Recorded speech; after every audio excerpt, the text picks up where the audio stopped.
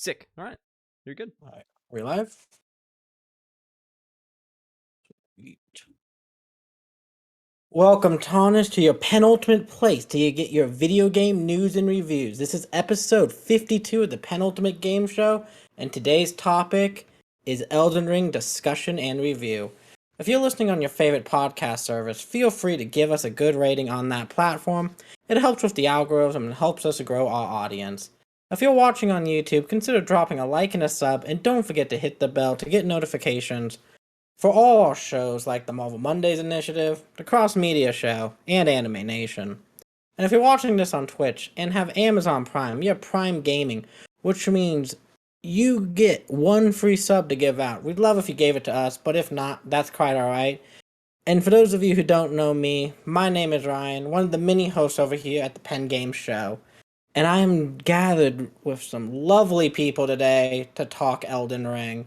First off, you know him as Mr. Movie Reviewer, co-host of PNX, and the host of Large Popcorn, Cristian. How's it going, Cristian? I'm doing well. I tried really hard to come up with a funny line to start. Oh, here we go. The loathsome dung eater. Just kidding. I'm doing well. Ready to talk some Elden Ring today. Ready to talk some Elden Ring? And last, but certainly not least, the Soulsborne savant, one of the hosts of Remember the Film, Hugo Pinai? Did I say that correctly? Pinai is how you say it. Pina. I'm gonna start calling you Pina. You know what that means in Spanish, Hugo? No. Pineapple. Does it have anything to... It means pineapple. Right. I mean, you can call me that if you want. I'm not mad about it. Could be worse. I have a note here real quick before we start. It's about stream. Yeah. Hello, by the way. This is me, Hugo. Oh yeah. Hi, Hugo. My upstream has been really weird this week, and so it's been floating around. I see it on OBS. It's like orange and red. It's fluctuating. So it seems like it might be pretty bad for stream-wise. Luckily, I am recording this, so even if stream dies, we're still good because I'm recording it on my PC. We'll just have to upload it. That's fine. All right. And first off, it's common here on Game Show that we ask, what have you guys been playing? Has it only been Elden Ring? Have you divin into any other stuff? Hugo? How recently? Because this year I've played a couple other games. And since Elden Ring's launch, have you played anything other than Elden Ring? I mean, I played some Dark Souls. I did one stream of That's Dark Souls fair. 1. You did stream Dark Souls yesterday. night. That's fun. Because I'm done for my personal runs with Elden Ring for now. I'm sure I'll play it more in the future because I always do with these games. But I got the platinum, and sometimes I help out some friends with co-op. But for now, I'm kind of done with the game. So yeah, and I got the itch of going back to play the first Dark Souls, which is still my favorite Souls games. All right. And yeah, but other than that, no. All right, Cristian, what about you? Have you divin in anything since Elden Ring? I did. After I beat Elden Ring, and I'll tell you how many hours and deaths once we get to the topic of the show. I finally decided to dive into Tunic on Game Pass. How is it? I heard good things. I think it's a great game. I love the art style. It's fantastic. It's sirens. I actually really enjoy how ambiguous the game is, and the whole gimmick is that you're finding these sheets that are very meta, and it's like you're finding what do games usually come with? Those pamphlets, you know what I mean? Like a game guide. Yeah, instruction manuals. So you're finding instruction manuals around the world, and you're piecing it together, and it's very out of order, which can be very cool. And you're also learning stuff to translate the language, so it's you're piecemealing all this information together, and it leads to some very, very cool moments that you had no idea this thing that you saw very early on does X, Y, or Z, and it becomes a lot bigger. That stuff is really cool. The Souls influences are there, which I like. The bosses, the bonfire, the leveling up, that stuff is great. The combat itself, it's fine. It's serviceable. That's the only thing I don't really like. Basic Legend of Zelda combat that they have shown in the trailers? Zelda's better. It's okay. You have one kind of swing that you can combo up to 3 swings, and that's okay. It. And you only get there's a guard, right? There's a guard, but it takes a while to find the shield. So the one thing I don't like. So how do you get out of hits Are you You have dodge to rolling? dodge. You have to dodge. Okay. Yeah, and the Because stamina. 2D Zelda doesn't have dodge rolling. It's more about shielding and Yeah, right. exactly. The thing that kind of sucks though is that like compare it to the N64 games. N64 has 6 face buttons that you can use, which makes combat a lot more interesting. You can use your special items right up on the C Yeah. stick, as they call it. On Xbox, right, on the Tunic, you get 3 face buttons. One has to be your sword, and then the other end up getting 2. And because of the way combat works, I have to use like a magic thing and then stuff to refill my magic. So I'm not really using most of my equipment, which is kind of a bummer. Leads to kind of That like is a stale little combat. odd. Anyway, Okay, okay. Uh, I've been playing basically Elden Ring, beat it, and then started up Tiny Tina's Wonderlands this morning with a friend of mine before the stream. And having a pretty good time with it. It's just another Borderlands game. That's your cup of tea. You're gonna find it fun. If it's not, this ain't gonna be the one to change you. yeah. That's pretty much where I am with that game. And with that, let's get into the topic of the show, because it's a big one. We're talking Elden Ring. And before we talk Elden Ring, though, I just want a brief history with Souls games from both of you. So we know like where you're coming into this with that. I want to start with Christian. Okay, well, I'm glad you started with me because I am wearing the shirt that started it all for me, which is Bloodborne. All right. Inshallah, Bloodborne 60 FPS soon this week, maybe? Who knows? Oh, we can pray. We can pray. I started with Bloodborne, and it like that game hooked me. That game is like probably like one of the most perfect. So I mean, they're all masterpieces, right? And Yeah. something about this game was like addicting. It's all I thought about for like 2 or 3 months, and then I got to the final boss, and I couldn't do it. I couldn't do it until COVID hit. So 4 years shit. later, yeah, Yeah. I had 3 characters, and I didn't beat it with any of them. And so I finally beat it in 2020, and I was like, God, this is amazing. And then of course you then get Demon Souls remake, and I'm like, damn, this is really fun. I should get into more Dark Souls. And Hugo's like, this is what you do. You play Dark Souls 1, then you play Dark Souls 3. And so I did You that. don't touch 2. But I want to touch 2 now after Elden Ring, from what I've heard. And then Sekiro, I fell in love. Like Sekiro might be my favorite. So yeah, Interesting. All right. love the Nah, series. Sekiro is a dope game. And now Hugo, what about you? Okay, so basically these games are my favorite games. Like the From Software games, starting from Dark Souls 1 and I guess the Metal Gear series are the 2 series that I absolutely love in video games. So Metal Gear's dead, so this is what I'm left with. Long live Metal Gear. Yeah. Mm. Because I'm like, Christian kind of makes fun of me sometimes because I only play like a limited kind of amount of games and type of game, but I'm just not like a huge gamer. I guess I don't play everything. But there's specific genres that for some reason really appeal to me, and the Souls games are that. Like I've played all these games multiple times. Like even the ones that I like the least, like Demon Souls and Dark Souls 2, I've still beaten those twice, New Game and New Game Plus. Mm-hmm. I have platinums in all the other ones except Dark Souls 1, because the platinum for Dark Souls 1 is just not fun to do, but I have Dark Souls 3, Bloodborne, Sekiro, and Elden Ring. I love these games. Like I've played hundreds of hours of each of them, beaten them multiple times. Like, and sometimes like if I have a free afternoon, I'll just make a new character in Dark Souls 3 and like blast through the game in a few days, because I know exactly what I'm doing and where I'm going, and they're kind of therapeutic to me. I'm not actually entirely sure whether the first one I've played it was Bloodborne or Dark Souls 1.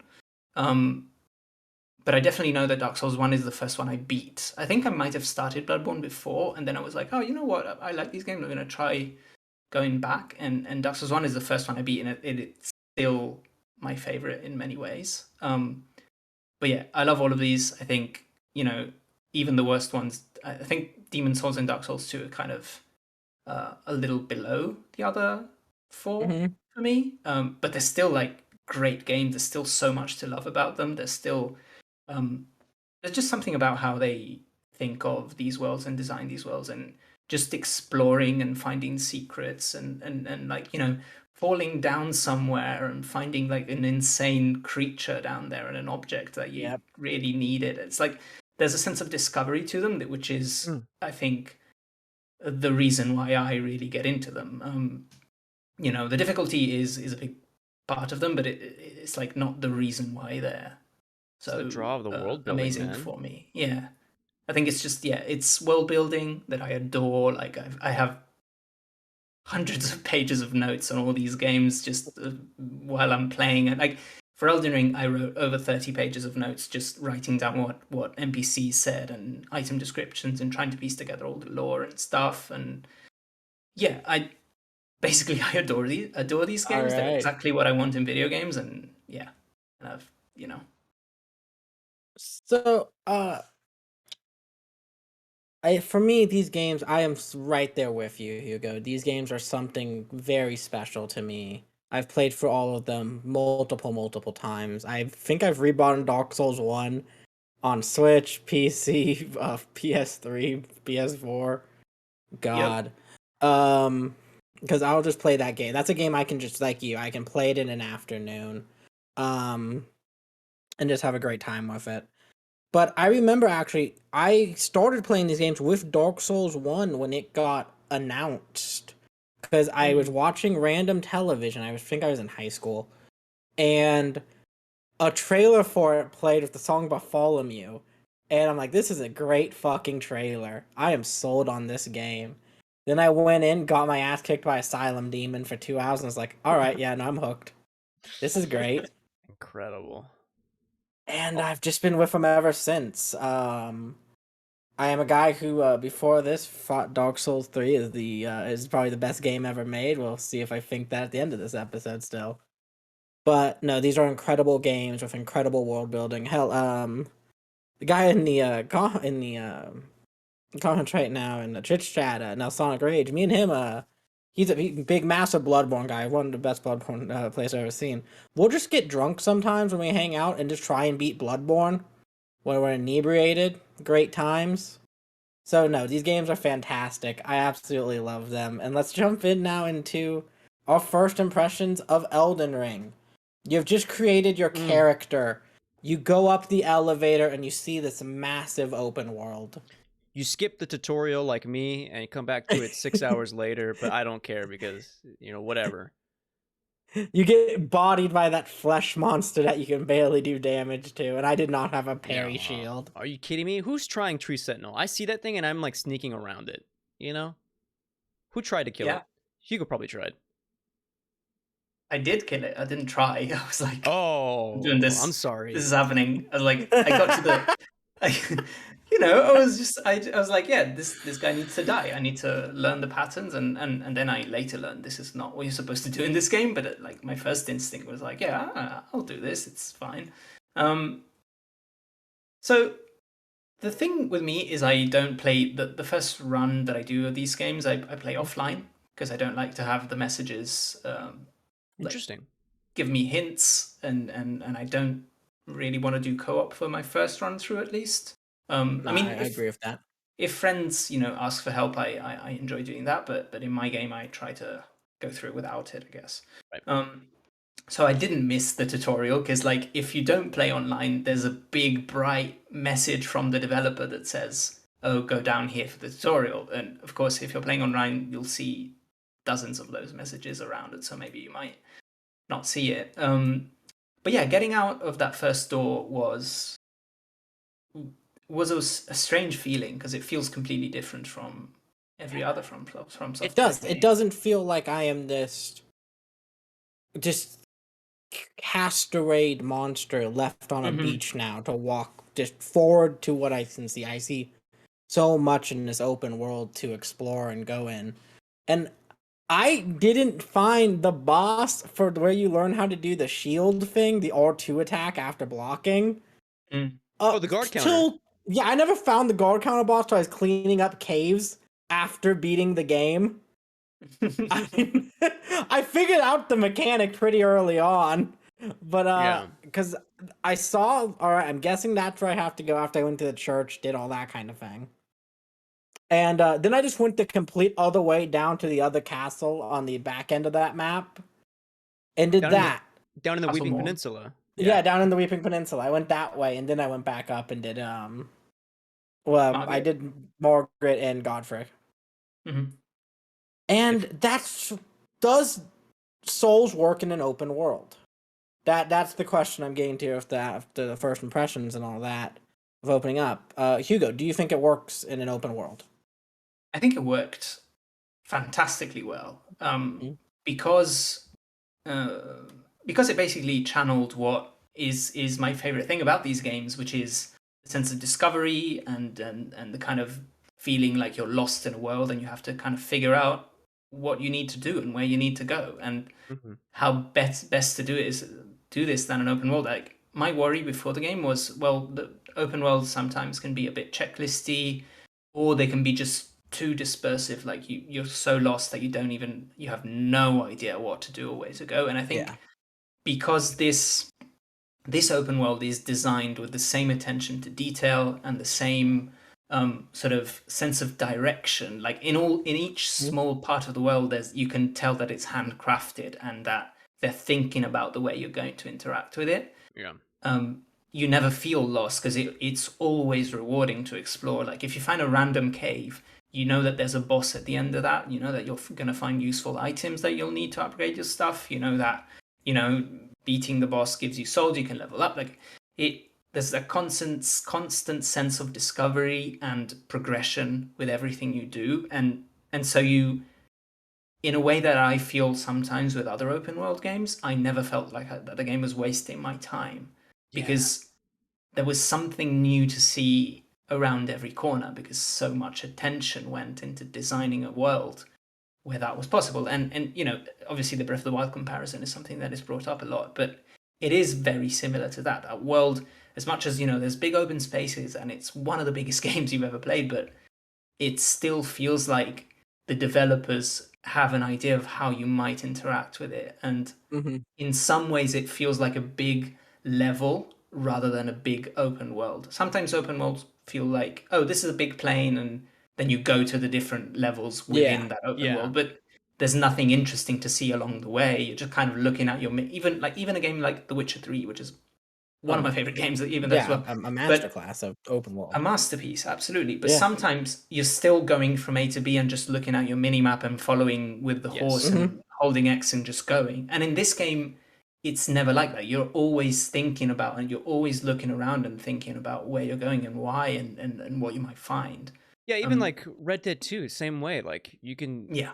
you can just hold X and it'll follow the path that you assign Yes. it to on the minimap. So it's the same way.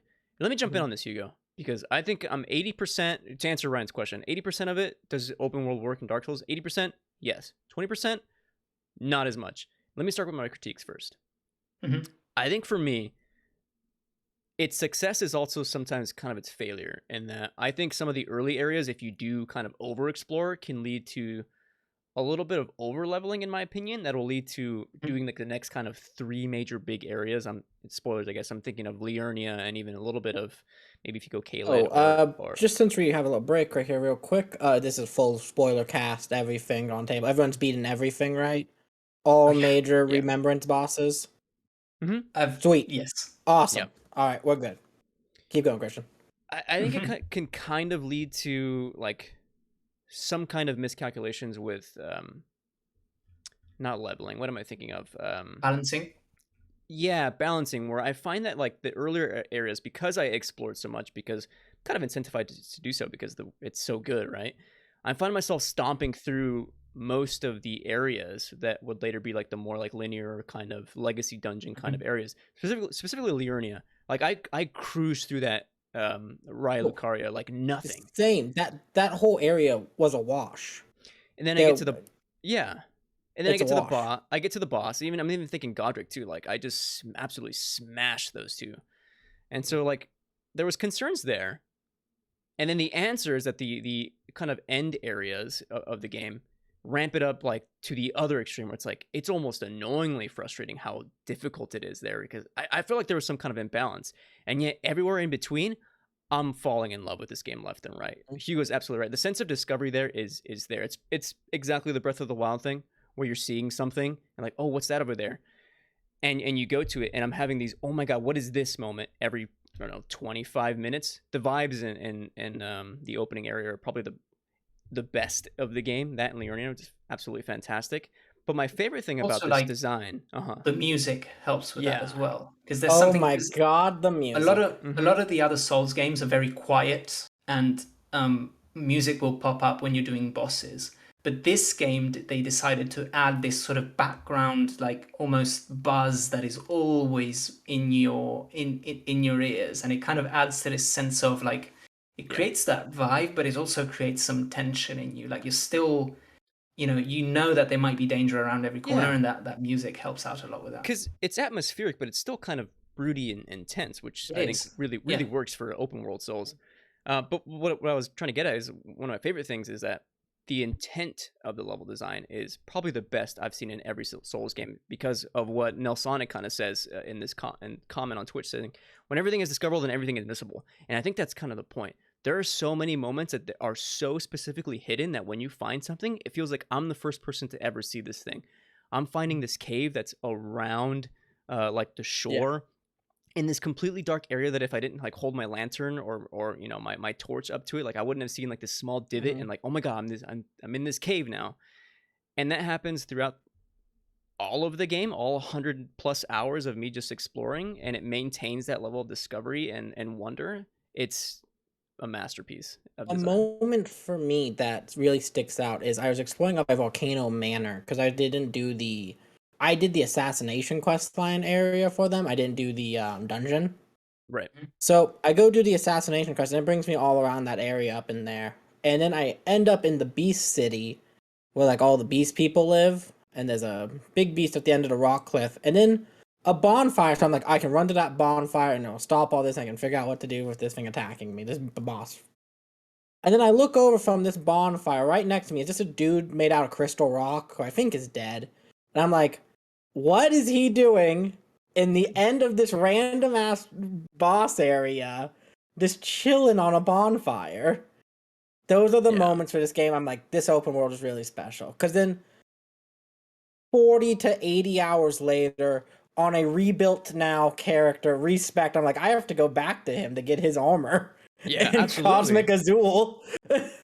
Yeah. And it's like, and when I found him, for me, because I had been writing down all like Mm-hmm. first like names that I didn't know who they were, and so I had Mm-hmm. been reading about this Azur character that that supposedly what had something to do with Raya Lucaria but had disappeared or Mm-hmm. something, and then I found this random ass guy with a crystal head, and he gives you his stuff, and you're like, oh my god, it's that guy.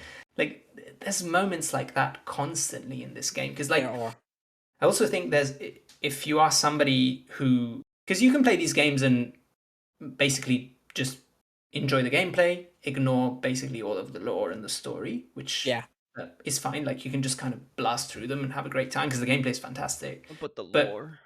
But but if you are we'll somebody get there, Christian. We'll get there. if you are somebody who like reads stuff and tries to remember things, I think this game does for the most part. Not always. I have some criticism. My main criticism about this game, again, this game is all in the end game. But before we get to Mm. that, I think this game does a great job at like putting these names of characters and potentially bosses in your mind and making you read about them and learn about them before Mm-hmm. you meet them. So by the time that you encounter them, you have this feeling, oh my god, I know everything about this creature and I've read about them, and it's so like, just think about, you were talking about Volcano Manor. Think Mm-hmm. about how much you hear about Yeah. um Yeah. Rykard and being eaten by this everlasting serpent Yeah, and you're like, turning I into the was like, serpent. It's like there's what? so much, and then you finally see him, and he's this huge like snake monster thing, and it's so impressive because you've been hearing about it, and they're able to build yourself up. Basically, they're able to build Yeah. these characters up in your head before you get to actually encounter them. When all the demigods, the Mm-hmm. demi-humans, right, that's what they're called? The Demigods, ring, yeah, yes. yeah. Yeah. The ring, the shard The bearers. shard bearers, that's it. All the major shard bearers, all their all of them, you kept hearing about them throughout from different NPCs. Like if you went to Turtle Pope, he'd tell you about one, Mm-hmm. all Mm. that kind of thing. And I loved that because then when I got to a big one, I knew all this. Like Hugo's saying, you go in with this knowledge about them, and they are just 10 times bigger than even you could imagine Mm-hmm. on this massive scale. And I think that's amazing. Because even hyped up through their lore, they don't even compete with how insane they are Mm-hmm. with the rest of them. And I really like that. But well, you're bringing up something very interesting here. And the balancing, you both have brought up balance. Mm. End game, new game, if you over level, under level, all that kind of thing. Um, that brings me up to an interesting question here, which is, I'll be honest, people have say it's not a part. It's a part of these games.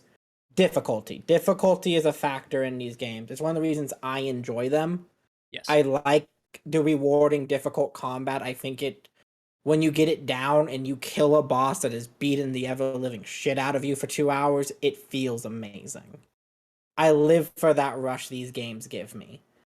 Is the difficulty still here when you can openly level through the game's pacing and everything, over level yourself, and then also is the difficulty still here in this game? That's my question.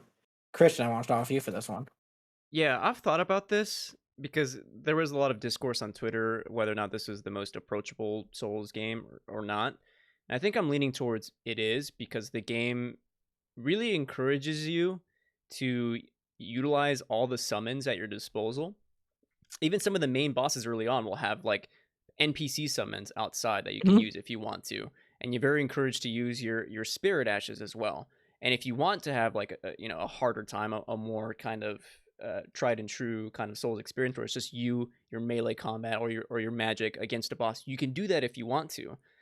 And so I think in terms of difficulty, it's still there. Granted, because that kind of stuff was there, I would fall towards utilizing it more often than I probably shouldn't. You know what I mean? Mm-hmm. And so I almost thought like some of the game was almost too easy. And then again, the late game stuff that I'm sure we'll get to in a little bit ended up just completely kicking my teeth in, which was fun at first, and then almost turns into kind of annoying and frustrating. But I want to save those thoughts when we actually get there. All right, all right. Now, Hugo, what about you? Is the difficulty still there? Um, I have a weird. I guess I kind of have a weird experience with this game in terms of the difficulty because for me it seemed completely in line with every other Souls game, but I didn't use any spirit ashes until like 80 hours into the game. Like I played pure melee. I was using Ashes of War, of course, but I wasn't using like magic or ranged Mm. attacks. I wasn't using spirit ashes at all. I wasn't summoning. So um, up to and including basically the final boss in Lane Dell, the capital, Mm-hmm. and through like most of the underground areas and through the rest of the game, like Radan and all the basically all the shard bearers that you can do before getting to mountaintops of the Mm-hmm. giants. I did everything before getting there without summoning or using spirit ashes, and it was pure melee. And for me, up until then, the balancing was fantastic. Like I Mm. actually was really surprised that the game was allowing me, first of all, to not use some of its mechanics and to choose to play a completely melee character, which is how I enjoy playing these games. Like I know other people, which is not to say, it's not an elitist thing. Oh, I'm so good, I only play melee. It's just like this You're a is how I purist. enjoy. Yeah, this is no, I'm this is right how there I with you. want I to did play. a guts build, great sword. Sword and board has been the way I've always Yeah, played these games. So exactly. For yeah. me, it's like it's either sort of a maybe not a great sword, but a lighter great sword. Like for example, the claymore is always one of my favorite weapons in all of these games. Classic. Fantastic. It's Uchi always gang. fun, quality build. Uchi's great. Katanas are Yes. great, but I also like just the regular straight swords. I have a Mm-hmm. good time with those as well. Um, so I didn't feel a particular difference in the difficulty. I thought the difficulty was pretty similar to the rest of the other Souls games, but then in the end game it gets ramped up so much that it felt like my build wasn't viable anymore. Like going full Yeah. melee through those final areas is you can do it, but those bosses will destroy you for dozens of All hours because all your worth, pretty much. Yeah. like the game is kind of at that point assuming that you're using all of its mechanics, which um I guess it's not necessarily even a criticism because they've created those mechanics, such as the spirit summons. They are very clearly telling you multiple times. You have a whole character that is only exists so you can upgrade your spirit summons. So they're kind of very much incentivizing you to use them. But I wasn't listening, and I guess my personal preference would be to be able to finish the game full melee, which I wasn't able to do because at some point it just becomes impossible.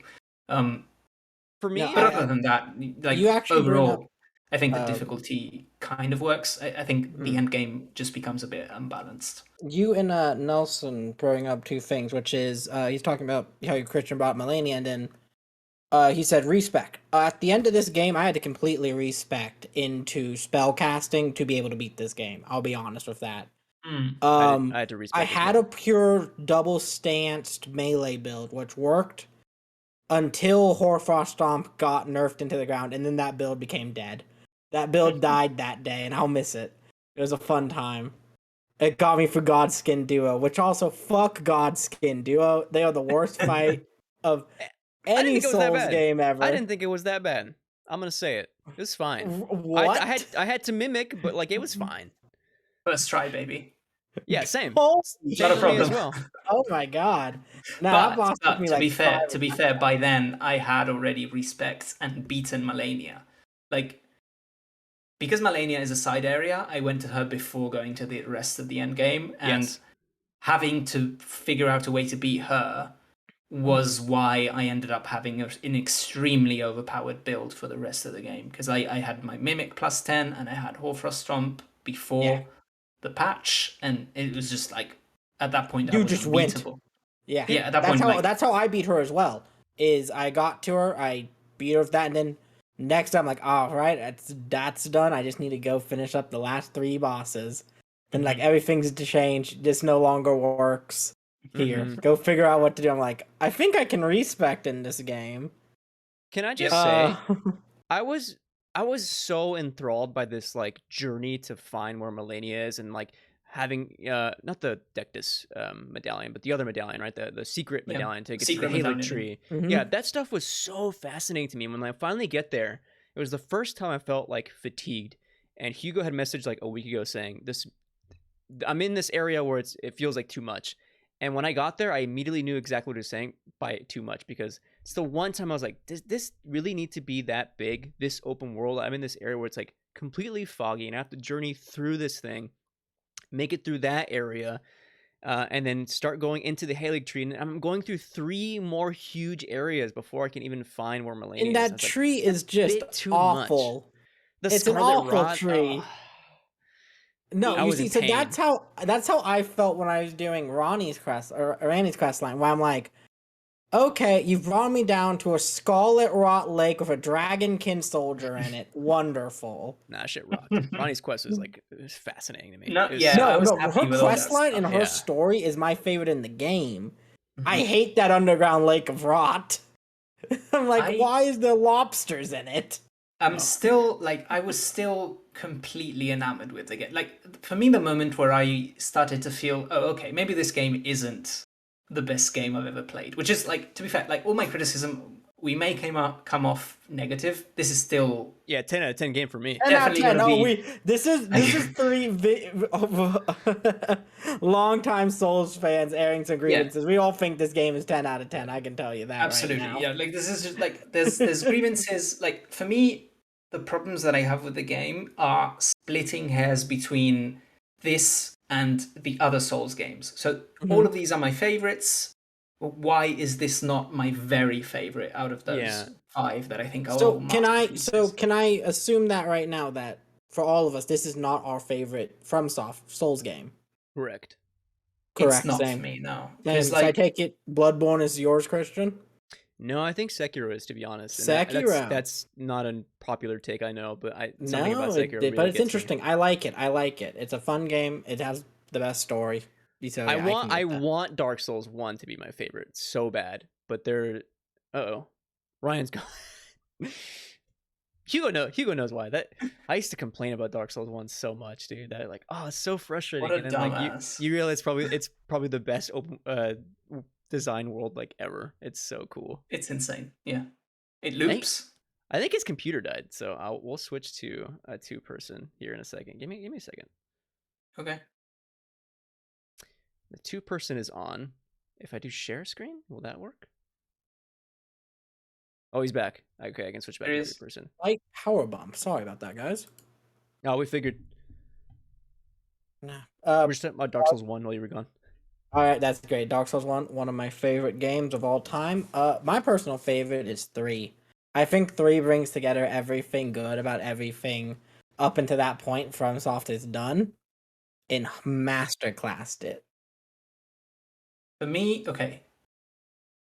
For me, Dark Souls 1 is still my favorite because I think they still haven't been able to top it in the sense that all of the great ideas and great design choices that come in the other games are still, to this day, 10 years later, derivative of Dark Souls 1 in one way or another. Like, even the sense of discovery that they reintroduce in a massive way in Elden Ring is in many ways comes from Dark Souls 1, because that's the last time you had that sense of, oh my god, I'm just going and I've no idea where I'm going to end up, and I can't just fast travel back, and like I just have to discover what's going to happen in this area, and if I get stuck down here, well, I'm just going to have to figure out a way to get out of there.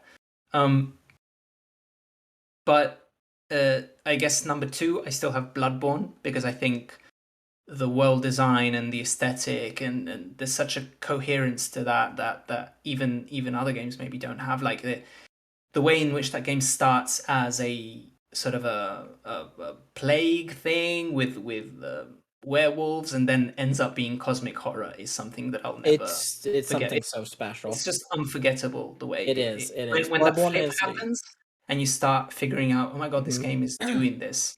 the minute And you're then like, oh, Rom was keeping all of us, this from all of yeah, us. Yeah. Oh, and then I shit. also have Dark Souls 3 as well above Elden Ring, because I think Dark Souls 3, first of all, I think it's a fantastic sequel and a fantastic conclusion with a DLC as well to the Souls series, which, I mean, my original love, so I guess it gets points for that. But also I think it has the best bosses in the whole series. Like, I think it has the best balanced bosses, it has the best All boss right. design. Oh, I really Borealis do. of the dancer. Get out of here, you know. No, Dance of the Boreal Valley is a Like, good fight. Dance of the Boreal is fantastic, but like it has the I best know, I'm just bosses kidding. because you I'm can just master them, but they're still challenging. They And then I are. have Elden Ring, and then I have Sekiro just below. But all of these are games are like They're- 9.5 out of 10 or Yeah, higher. ups. So Yeah. Can I ask something here, because I'm happy you brought this up, because I had it in my notes as well. Hugo brings up bosses. How do you feel? How do you guys feel about this game in terms of bosses? Because I don't That's think they're the actually going most to be my memorable, next question. but I have more favorites here than I do in some of the other ones. I'll start with this one. For me, I think this game's if we're or so I think we need the thing with bosses for this game that I think needs to be understood, which is there are your legacy dungeon massive bosses that are where you continue on with your story, or like um Nameless King, where it's an optional boss but it's very important to story lore and you'll get there. Yes. Those kind of bosses, and then dungeon bosses. Yeah. Where you just finished a cave, it took probably like 10 minutes, and it's a repeat enemy that's now bigger, or another one you've seen before. Yeah, there are enemies. Those are like the small bosses. Great enemies. There's legends, and then there's God. Yeah. Then there's God. Yeah. So for me, the ones where it matters, the major 7 or 8 rune bearers, those are some of the best designed bosses FromSoft has ever did. Pre-nerf Radon, maybe my favorite FromSoft fight of all time. The idea of creating an army to charge a crazed general who is looking for his trip to Valhalla is insane to me. I think that's an amazing fight. Same with like Mog and Melania. I think those are all amazing fights throughout it.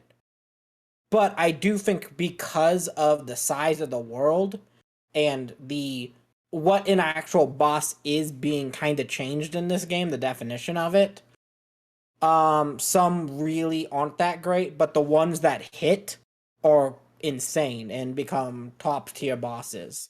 instantly. I have an unpopular take to share before Okay. Hugo starts because I could see in his face he's about to start. Oh, I see it. Yeah. I think Elden Ring has the best gimmick fights. And I'll Yes. swear by this that the gimmick fights in this game are Hmm. fucking amazing. Storm King in Demon Souls. Did that work? Not as well. People do not like that fight, but in terms of spectacle, I love it. Yorm the I Giant. love Storm King. Thank you. Thank you. Yorm the Giant. Spectacle, not really there for me, but execution, like gameplay wise, fantastic. They have Hmm. found a way to do that with Rykard. I absolutely love the Rykard fight. It is a spectacle. It's insane. It's disgusting. And I think it's fun. I actually really enjoy fights that really make me. You have to do this. You don't have to do this one way, but you should be doing it this one way. It changes up the Well, you pace kind of enough for have me. to. It makes it fun for me. Yeah, you do kind of have to. But the Radon You- fight for me is like so fun from everything Ryan said. Like that gimmick of like getting all these NPCs that you have been meeting throughout your journey into this one huge fight together is absolutely so much Seeing fun. Patches nope the fuck out is Yeah, so funny to me. it's I'm like, hilarious. That's he's like, legendary. I'm here, I'm gone. Yeah. Like, damn it, Patches. He's like, nope. Yeah, nope. Not getting involved For into this. me, you bring up the Rykard fight,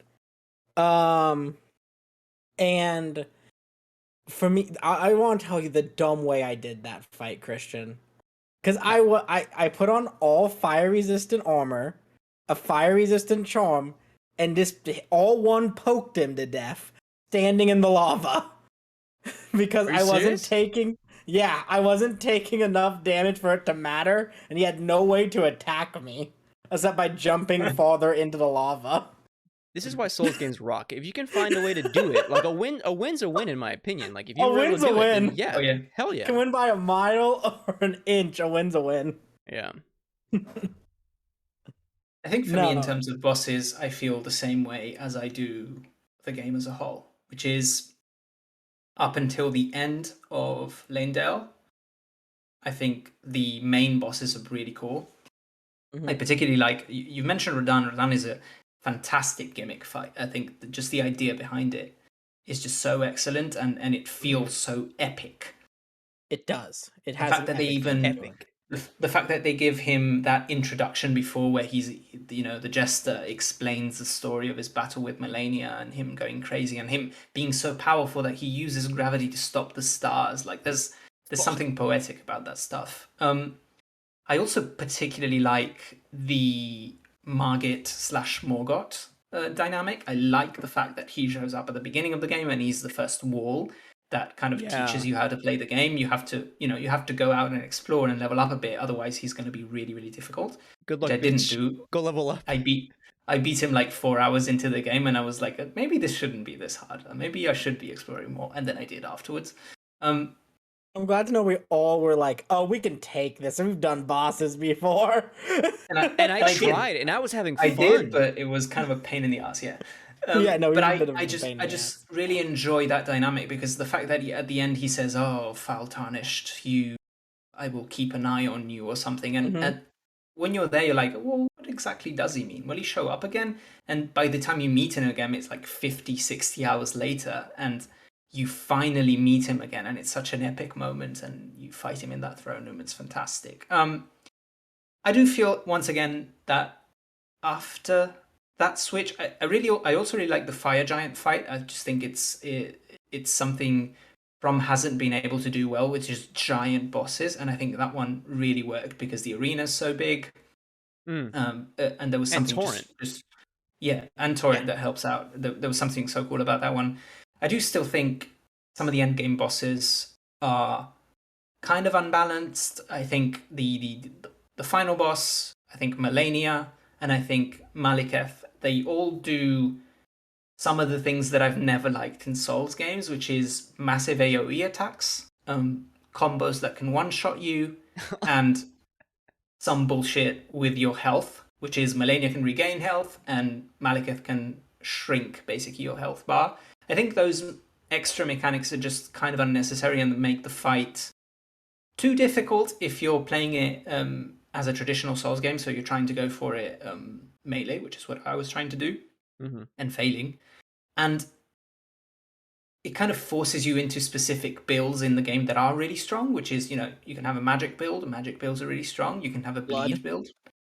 Bleed builds are really strong. Mm-hmm. But if up to that point in the game, you, for example, you were just playing with a Yep. giant greatsword Yeah, as a it was a strength build, terrible you at that point you kind of forced into a respec, or you're forced to do a lot of co-op, because otherwise, like, those bosses move around so quick and Mm-hmm. they can kill you in like one or two hits or one or two combos, and it's like the annoyance with me in that part is like, I don't want to have to change my build. I want the game to have, Sure. you know, 6 or 7 different builds that you can choose from and make them viable. Like, if you're gonna give me the chance to dual wield 2 giant great swords as big as the one in Berserk, it has to work. Because otherwise, I could play through the whole game and then get to a point where the game is just kind of not balanced for me to be able to play that way.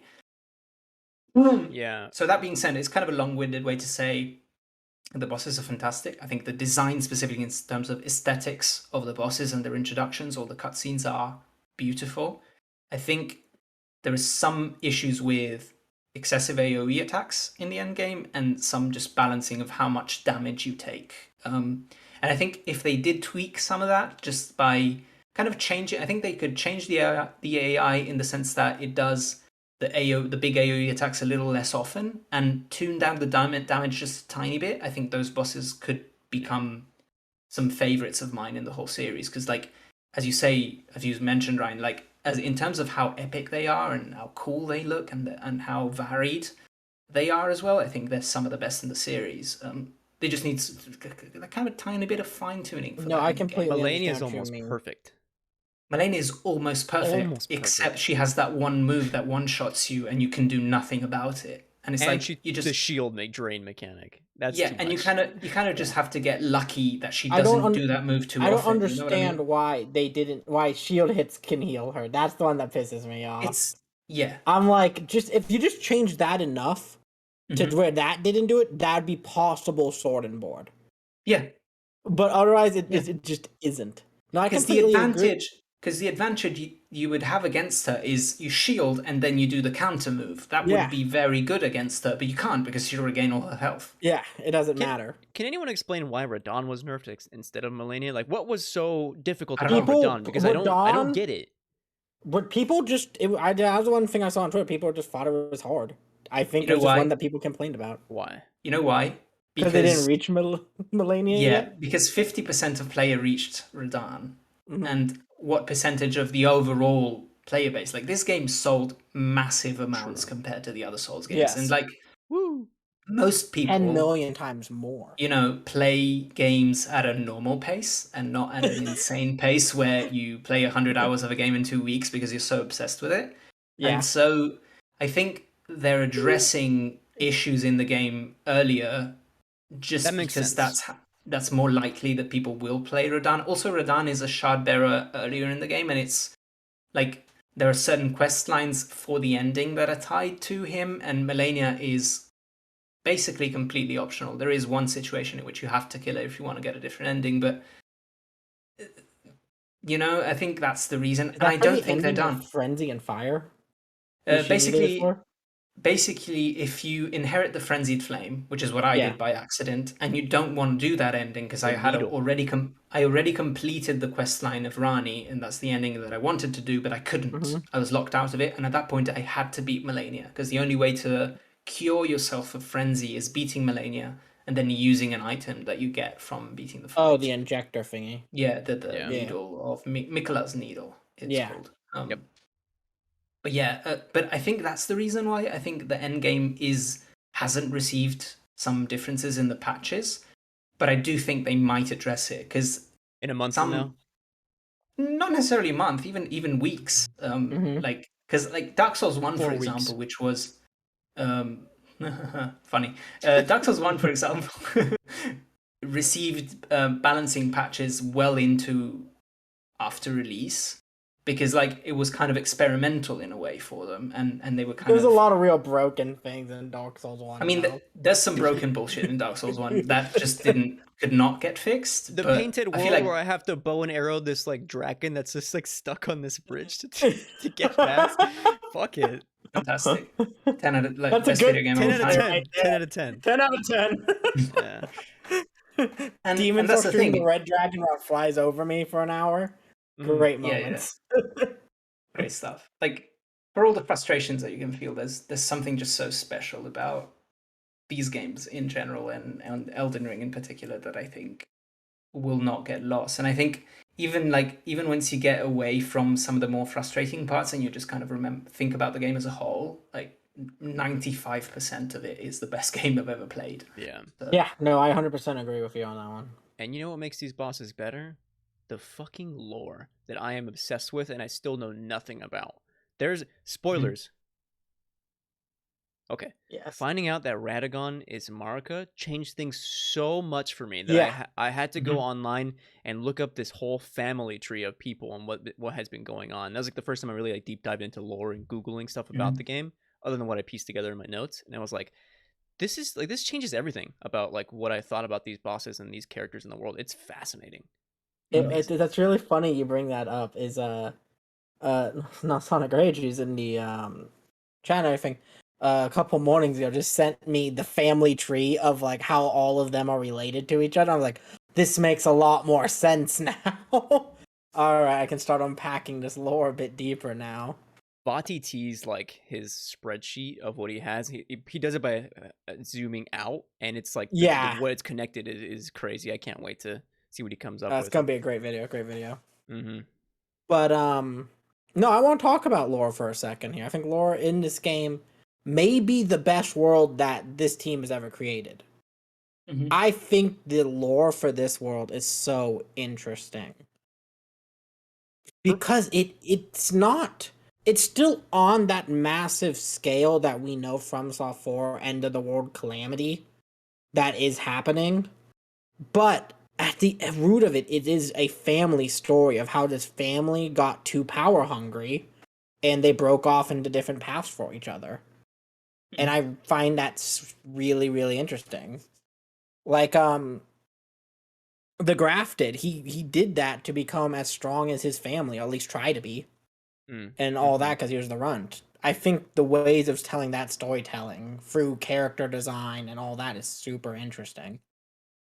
That's why I think this lore is. What about for you? Does the lore in this game work for you the way it did in other Souls games? I know you've both been hooked by other Souls game lore in their worlds. Hugo, I want you to start. Yeah, absolutely. I mean, the general like there's something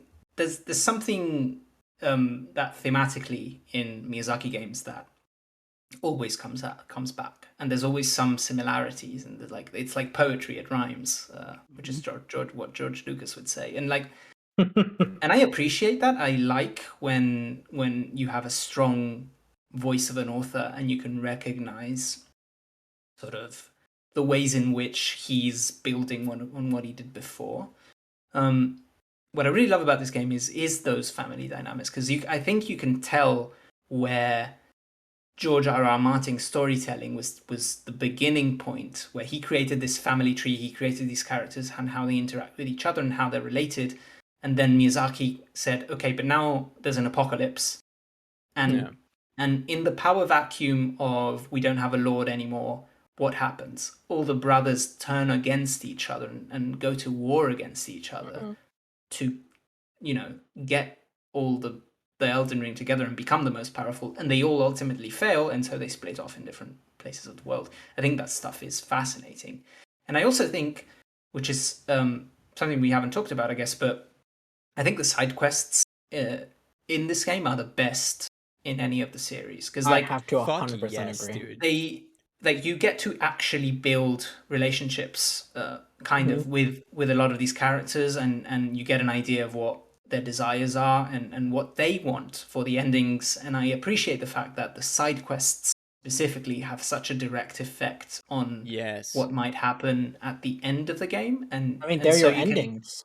yeah, and you basically. can pretty much, yeah, especially the main ones. And And there's something about meeting a character and him or her saying something weird and obscure to you, but still giving you a hint of what you might have to do, and then 10 hours later maybe you figure it out and it's like, oh my god, that character connects to this, and then I go underneath the ground because I need to meet that character, and that character looks like this but they're not the same character. Like, there's all Oh those yeah. connections that you make, and it's like, it's never not fun. Like, some of the best moments I've had in this game were like 3 hour sessions where I wasn't even fighting enemies. I was just going back and forth with the characters and figuring out what they wanted me to do next, and going to the next area, fighting through that bit. But there wasn't actually a boss, so I went back, and like, those things are some of the best, That was I think, in the game. So I think the lore overall is great, Mhm.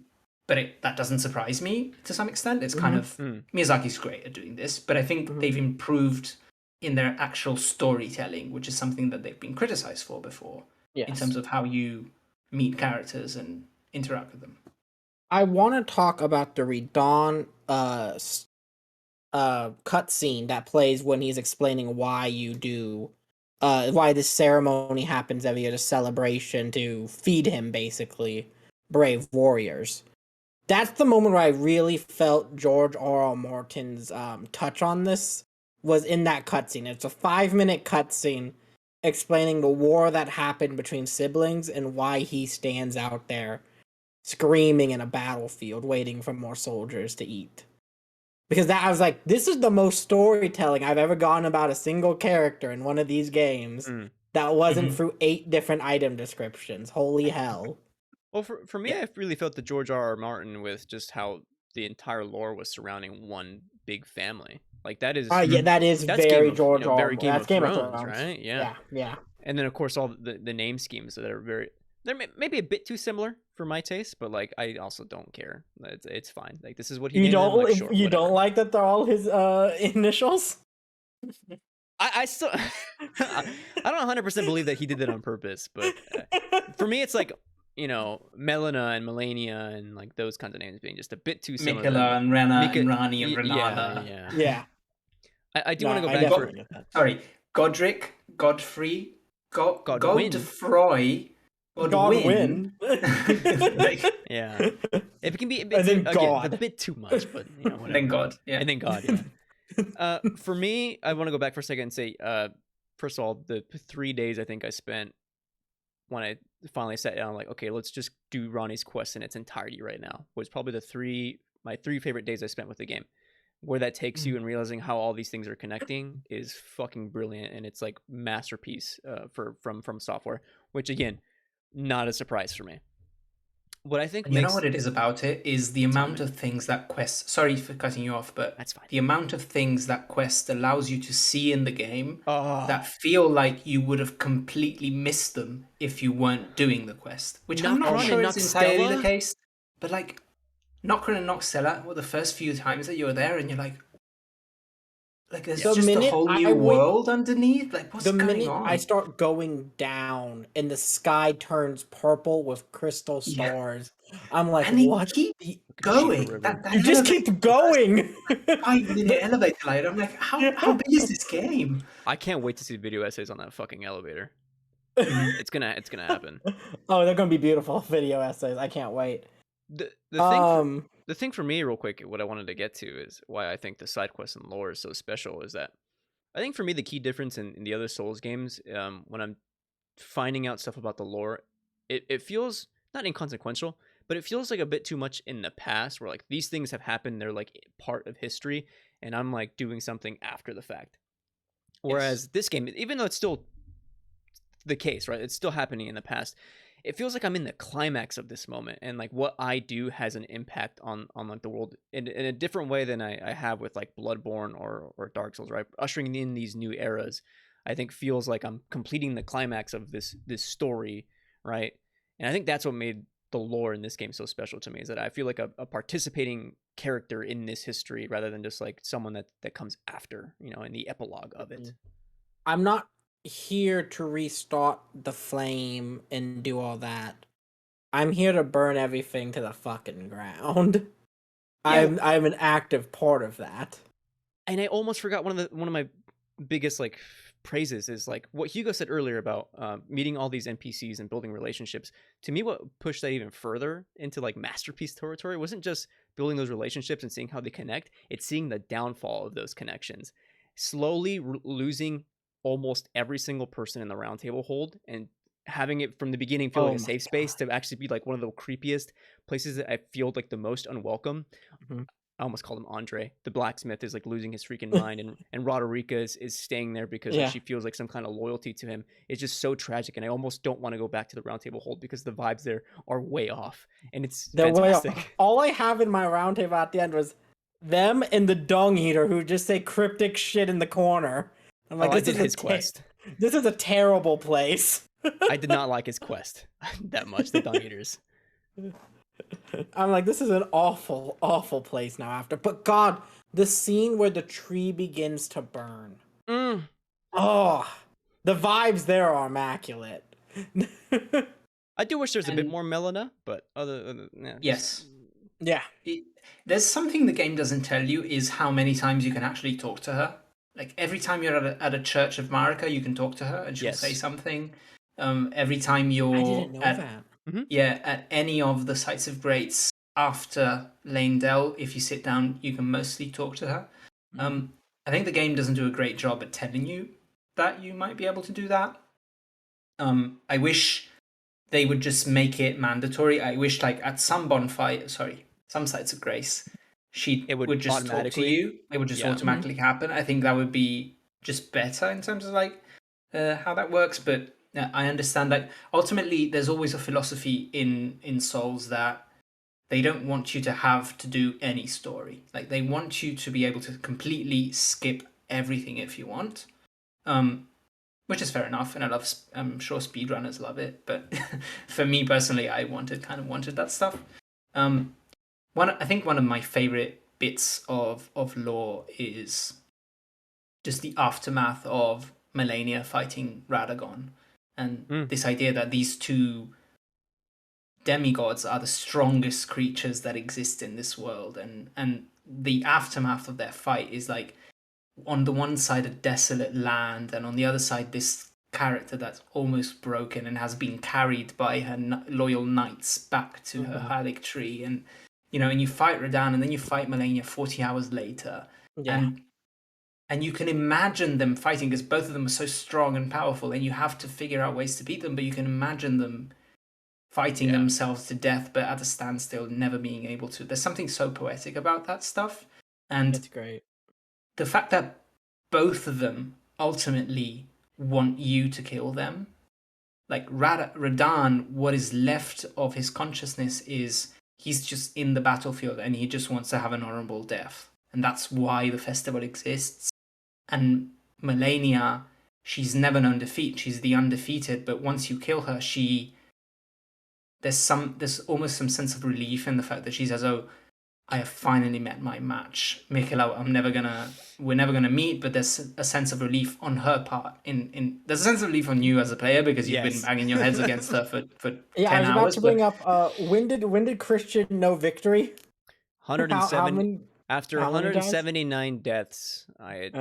Thanks to I had to get Hugo. First I had to get Hugo in here, and then all right, 2 people is still not enough. And then I needed a third person, so my buddy Harley joins. There was 3 of us going at her for 2 hours, and like we were gonna call it, and we were like, one more attempt. And luckily, as phase 1 was ending, I was getting a crit. I watched the video back and I realized I was getting a crit, which glitched the game. And then in phase 2, I've seen the video of yours. She started with like 1 hit left, and I was like, perfect.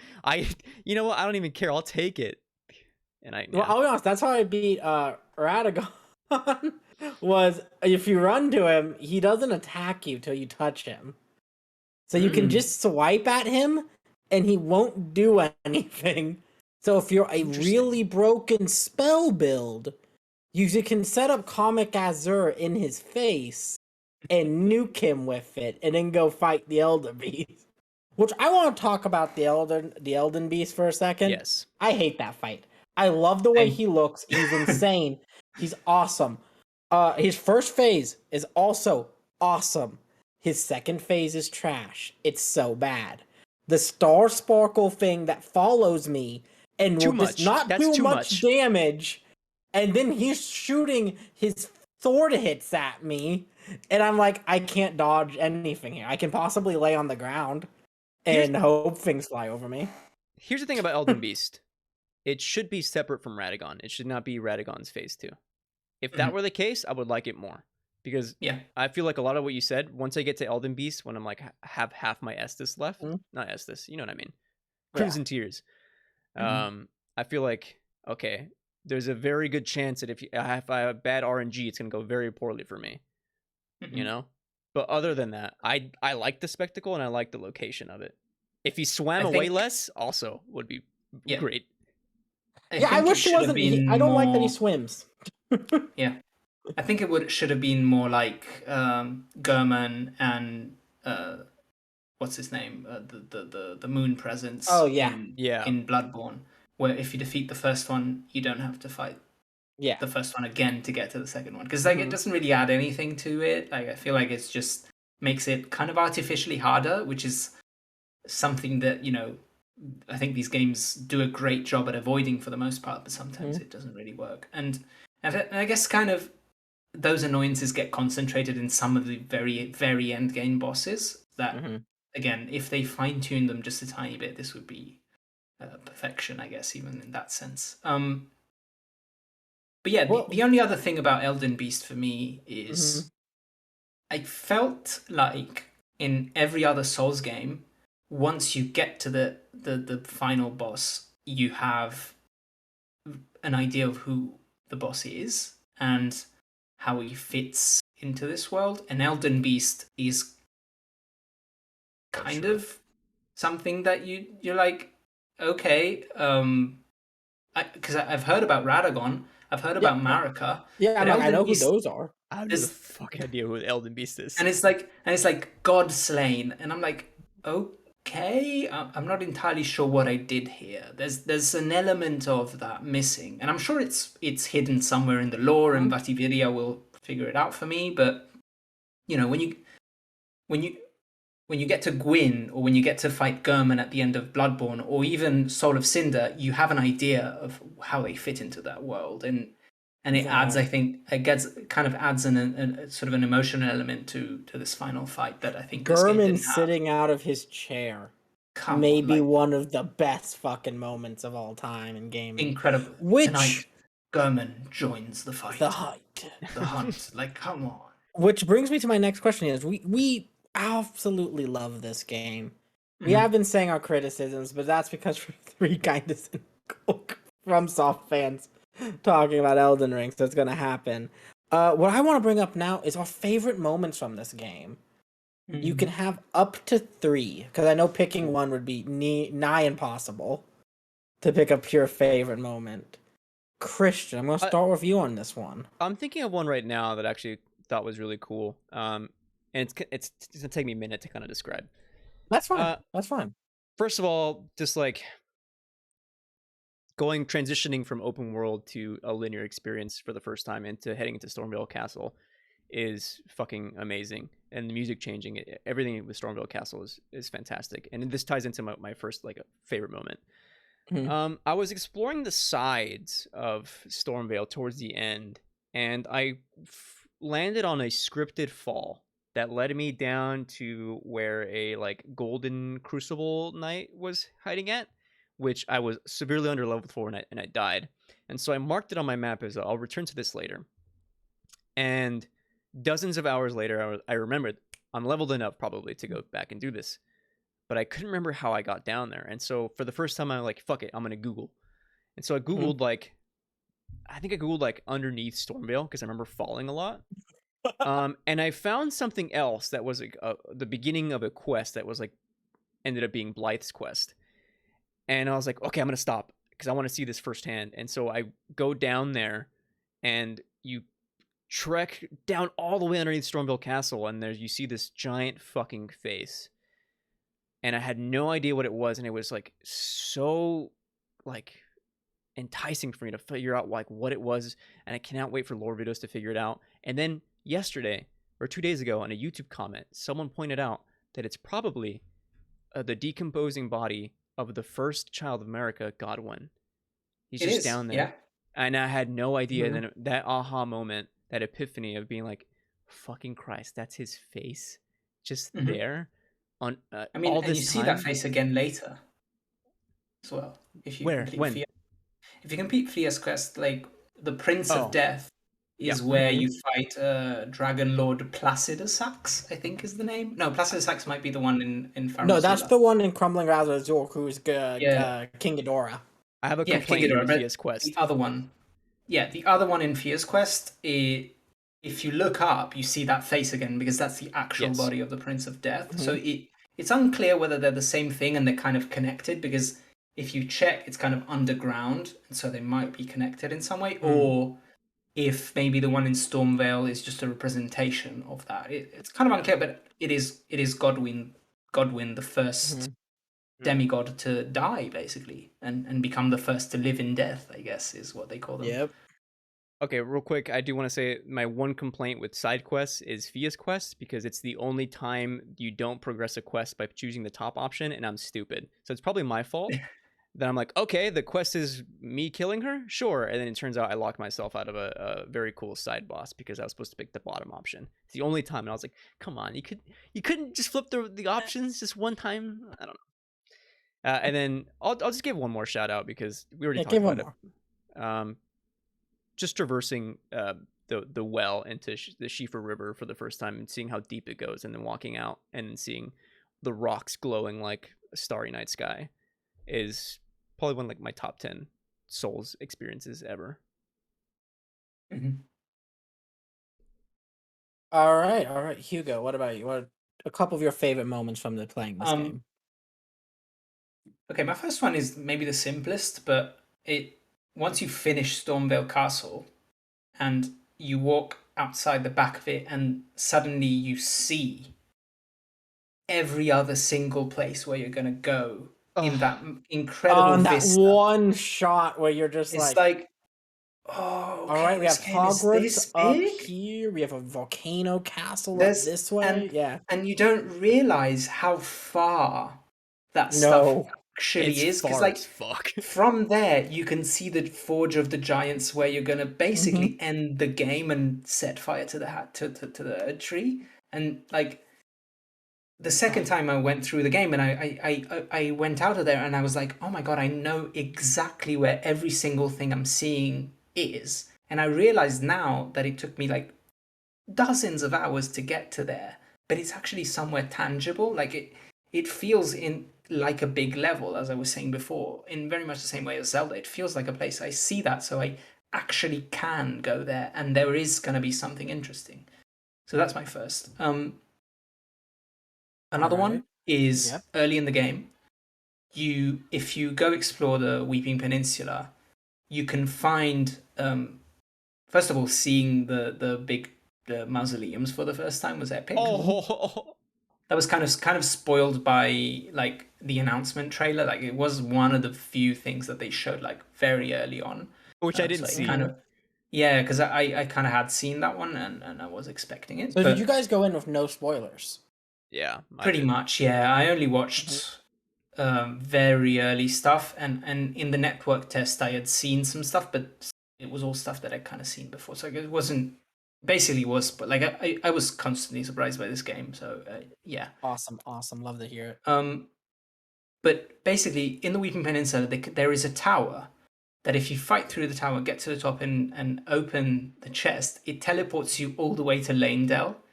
Oh And so, yes.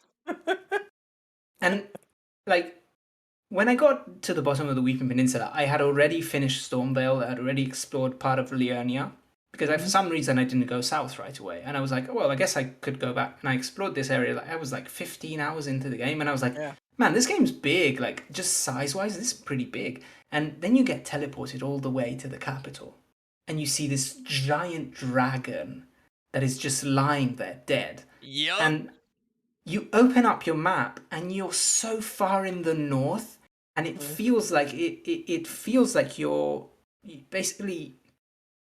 basically it gives you an idea of the massive scale of this game in a way that you hadn't realized it was gonna be this big. And then that area ends up not being the last area. Like you get to that area eventually after fighting all these Shardbearers, and there's more in other areas. So that sense of constantly the map expanding is, I guess, my second favorite thing. Go ahead, Christian. How could I not forget walking into Lanedale the proper way if you follow like the actual Mhm. path for the first time, and then like you can see pieces of it, but then the music ramps up and you're like coming out Mhm. of this hole in the wall and you see this huge city and you realize I can walk through all of this, and you see that dragon again that you saw like way earlier. Mhm. If you're like me, you teleport back immediately. Um, Hearing that music and seeing that city was my modern day on Orlando, and like it was fucking amazing, so Mm. huge, No, amazing. I It was have to fantastic. absolutely agree with that. And I guess my third would be finally finishing. There's this area in the westernmost part of Liurnia where you can see on top of a Yeah, mountain and it's impossible to get there. You can't get there, Mhm. right? And I spent dozens of hours like trying to wrap my head around how you could possibly get there. I was like, I must be an idiot. I must be missing something. There's has to be a way. And then I basically eventually gave up and explored all the rest of the game and did all Lyondale. And then eventually I finished Rani's quest, which eventually does take you to that Mhm. area. And the first time that I did, like, you have to defeat Astel, the natural born of the void or whatever he's called, love and that then you boss. find and then you find like this lift, and you get on the lift, but you have no idea where it's going because at that point you're underground. Like your geography doesn't work, like, Well, your yeah, I have mind no doesn't work. idea where I am. I've just took a coffin to go Yeah, fight a Bloodborne boss in a Exactly, like cave. that was crazy. And then you get to the top of this elevator and you finally get to that area and you realize, oh my god, this place that I've been trying to figure out how the fuck, sorry for swearing, you get back to this place and how you climb on top of it. And it feels like there's this sense in the game that you're constantly finding something that is completely missable. hmm And and that's the best feeling in the world. It's the feeling that I got the first time that I went to like Archdragon Peak, the first time that I went to sorry, what's the castle in the snowy castle in Oh, Bloodborne, Canehurst Okay, Castle. Hearst Kanehurst Castle. Castle. Like it's that feeling, but it's that feeling 10 times over the course of a game. Like the other Souls Yeah, games had that like once or twice per game, yeah. and this one is like I can think of 4 different things that I'm like, oh my god, like I can't believe I found this. No, Nobody else must. It's I impossible completely that somebody agree. else has found it. Like it's I'm crazy the amount just of steps that I had to go through to figure this out and get here. the Um, ensnare trap to Kaled is like one that everyone like kind of I think yeah. experiences, and like that's still like an amazing moment. That's another Canehurst moment. Mhm. Yeah, no, I'm like, where? Oh, I'm here. Okay. Why is the sky red? I need to get the fuck out of here. Yeah, I'm like, this is not a safe place. There's Bloodborne beast walking around. I am Mm. not safe. I have here's my 3 moments. The first one is in Capital Lindo. It's when I go to the round table Oh, in real Mhm. in the real world, not through the spiritual and all that. Because of going through Volcano Manor and not doing the dungeon, I did assassination quests for them. I got one to go there, and I was like, what do I have to do here? I'm like, what is that? And then I go there and I start walking around this area, and it's the armor in pieces of the knights that helped me during my fight with Radon. I thought that Mm. was I was like, I recognize all these armor pieces. These were worn by the guys who helped me in that battle, and their stuff is just here. And I thought that was a super just amazing, interesting, awesome way to be able to do that is to be able to go to your home base in game. It's just as cool as it was in Bloodborne when you got to go to the nightmare the first time, the first nightmare, Mhm. and yeah. all that. It was so nice and awesome. My second one is the the end of Ronnie's quest line, like you guys, where you are going down to fight Azrael the Void. Was it the Void Eater? Or is It's it just the Void? natural born of the void. Natural Born of the Void. Because that whole set piece is amazing. From the coffin plunge down the Blood River to fighting what may be one of the most interesting looking bosses FromSoft have ever created. Mm-hmm. And for me, my third one would be the moment where I was just wandering around trying to figure out what to do after beating the school. I just beat Renala, right, did like all Corey. that, Yeah. went through, and I'm just running along the side of that mountain, not the mountain, the bottom area, looking for something to do along here, and I end up at the way back end at a cave that is way longer than any other cave I did, and it keeps bringing me higher up and higher up until Oh, I fight a magma worm, and I go out the back door, and I'm in the Atlas Plateau. that And I'm like, fucking area. what? What the hell? I just got brought up here by just going. That I didn't have to ever use that main lift is amazing to me. That is What's awesome. interesting about that is the way I played the game. The road you're describing is the main road, and the lift is kind of a secret road because, like, you have to meet a character, you have to find one of the medallions, and you have to talk to another character that tells you, far away in the east in Caelid, you will find the other medallion, and getting there, you have to fight through this area that's full of dragons that kick your shit in, and Yeah, it's a terrible place. like and you get to this little castle and you get the other medallion and suddenly you go all the way up and Rhea is there and she teleports you to Volcano Manor. Like the way the game feels like it's constantly reacting to what you're doing is so impressive. It is. It really is. Because the only reason I consider that the path less taken, let's say, is because Godwin in the storm in a round table is telling you there's a lift for medallions to take you it. So that's why I consider that the opposite way. But no, I agree with you. The other way is way more complicated than having. It's pain. Well, the magma worm sucks. Magma me, worm that's is not a great boss inside that small of a building.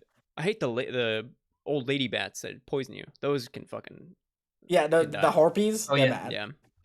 Very I annoying. want to give one last shout out though. Okay. Oh, you have something to say on this? I have two more shout outs. I just remembered that I'm from going what to you give said. one more shout out, then you can give yours. Okay. Mine is two. It's a part in Ryan's quest where she gives you the upside down statue. Man. Yes. Right.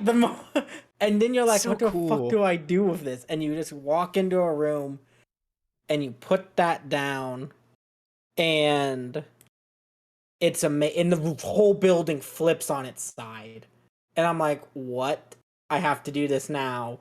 Upside down with a spellcaster? Yeah. Alright. That moment is so incredible. Now, Christian, what are your shout outs? Before my shout out, first of all, you just reminded me of something else, which is, first of all, fuck those spider hands things. Oh, fuck the hands. Fuck anything that was a big hand without a body. Fuck it. Yeah. Anyway, they were awful. Yeah. My two shout outs, sorry, Ryan, I'm doing more, is both That's fine, I don't care. regal ancestral spirit fights, I think, are really fucking cool. Like, it's memorable, and the music goes so hard. It's one of my favorite That's some scores. Princess Mononoke shit, man. It's so cool. Yeah. And the second is just a very simple thing that I think does so much for the game and exploration, which is every single spring, what are they called? The spirit jumps, the spirit wells. Jumping up every single one is fucking amazing. Seeing the Erd Tree be so far away, and you get like this this vista. And then there's the one where you like jump up it and like, oh my god, what am I falling down on? It's a magma. No, it's one of those bowls, those crystal bowls, whatever they're called, on the top of this volcano right that next to the thing. volcano. What is it? Starfall Beast. That sounds right. Full size is a bastard. Yeah, he's where you bring out your +1 mallet because he's weak to strike.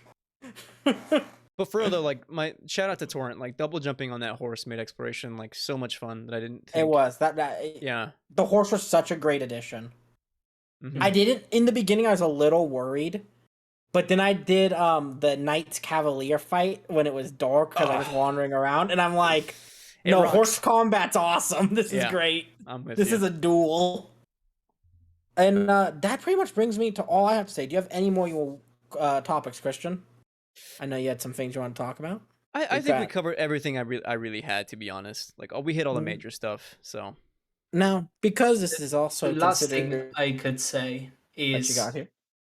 the fact that anywhere you are in the game, you can see the Halleck tree. The Erd The Erd tree tree. Mhm. is such a clever choice. Like, because It's it it's a it beautiful gives you choice. like a sense of scale of how just Mhm. gigantic this tree is, because you're like, you feel like you're traveling for dozens of Yes. hours and this thing is still that far away. How am I not closer to that thing? And when you eventually get to it, it's like the scale, the sense of scale that it gives you is really impressive.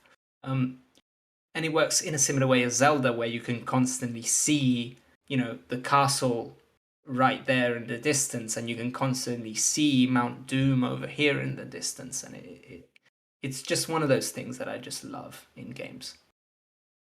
Dry Now fingers, butthole. that brings us to the end here. God damn it, Christian. I should expect it from you though, truly. Um and this is also our review of this game, and it's time to score it. Out of Wow. 5, like we usually do here. That's something new we've been doing throughout this year. Um, I'll start first. I give this a 4.5 out of 5. Wow.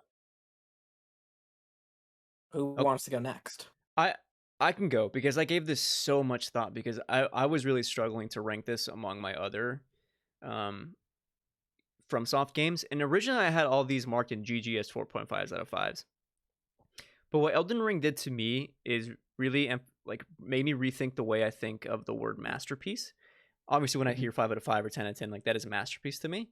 Mhm. And I realized that it's okay if games aren't perfect because no game is. There are always going to be some sort of flaw or criticism about the game, and that doesn't take away from the idea that games are masterpieces. And so I went in, I changed Bloodborne, Dark Souls, and Sekiro all to 5s out of 5s, and then I went in and scored Elden Ring a 5 out of 5 because I think this is, flaws and all, this is still a masterpiece of a game. Going to be one of the games we think about for years to come. Probably going to be in contention and conversation of game of the generation. Going to be in conversation of level design, of side quest design, and of From Software's like lineage of games. Like, is this going to be like one of the best? And arguably, I think it is one of the best. So for me, it's a 5 out of 5 game. 5 out of 5 game. And lastly, the Soulsborne Savant. Where do you rank this out of 5? I have very similar thoughts on the way I think about games, because like most of my favorite games are all games that I think are, there's something special about them. They're so ambitious. They are trying something that is so interesting that they end up having some flaws. And on the other hand, games that I maybe have less specific criticisms about, that are technically perfect, that is more difficult to kind of pinpoint things that are wrong with them, but they feel less autorial in some sense. They feel less special. And so overall, I still like these games that have maybe more flaws than those other games. I still appreciate these more because they're giving me an experience that I can't find in a very well polished, well made video games that, maybe there's not much there though. Like the gameplay, it works well, it runs perfect, it looks beautiful, but where's the meat of the experience? What if it is it making me feel and think differently about video games in a Hmm. way? Um, so all my favorite games do that, and that's why I score them 5 out of 5. Not necessarily because they're perfect, because we've talked about We criticism have of our this problems. game, Yeah. and all the games in my top 15, top 20, they're all games that I think, oh, there's clearly things that I don't like about them, but they're still 5 out of 5 for me because they gave me an immersive experience that I hadn't had before in other games. So this is definitely a 5 out of 5 for me, despite all my problems with the end game. And I hope they rebalance it, because it might end up being the best Souls game, if they do. And with that, it scores here at the Pen Conquest a 5 out of 5 for Elden Ring. Amazing. Praise the Ur Tree and praise the Yeah. sun. Let's get to these plugs. Christian, where can people find you?